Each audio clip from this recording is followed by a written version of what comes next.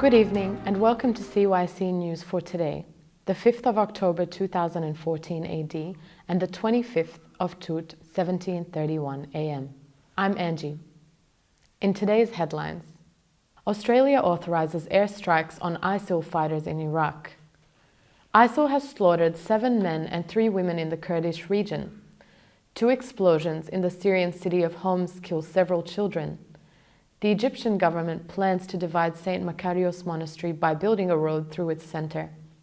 The latest on the Ebola pandemic.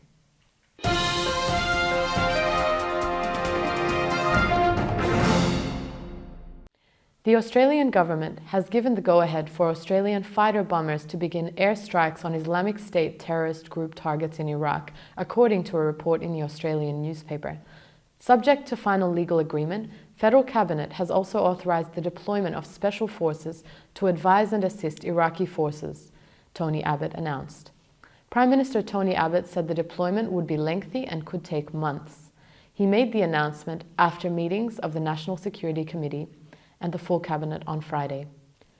The Syrian Observatory for Human Rights said Wednesday that ISIL militants slaughtered 7 men and 3 women in the Kurdish region of Syria. According to Reuters, the militants were carrying out a campaign intended to terrorize the population who resist the progress of the Islamist group.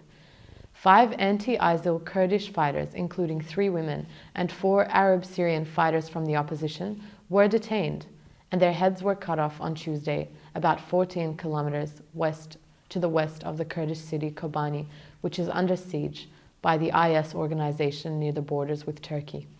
ISIL slaughtered a civilian Kurdish man as well. 2 explosions have killed at least 18 people, including children, at an elementary school and a hospital in the Akrame neighborhood of Homs.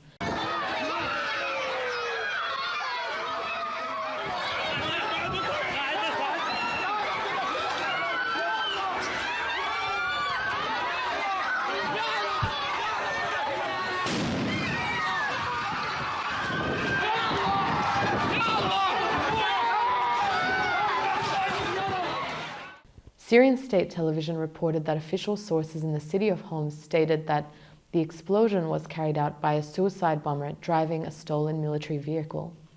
It is alleged that the first car bomb explosion occurred in front of the Akrame al-Makhzoumi school near Al-Zim hospital while the students were leaving. About 15 minutes after the first explosion, a suicide bomber detonated a second car, causing many more deaths and injuries. A road proposed in South Fayoum by Egypt's Ministry of Transportation would run through the St Makarios monastery and divide it, said monk Dawood Makarios, a monastery spokesperson.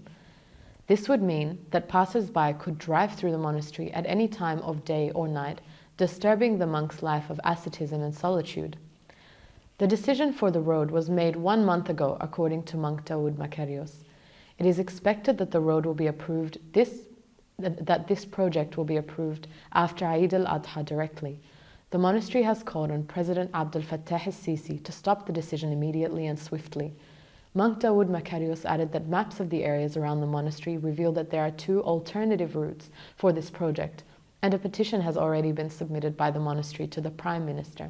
Save the Children has warned that a new rate of 5 new Ebola cases an hour in Sierra Leone means healthcare demands are outstripping supply, according to a report by BBC News. The charity said that there were 765 new cases of Ebola reported in the West African state last week, while there are only 327 beds in the country. Experts and politicians are set to meet in London to debate a global response to the crisis.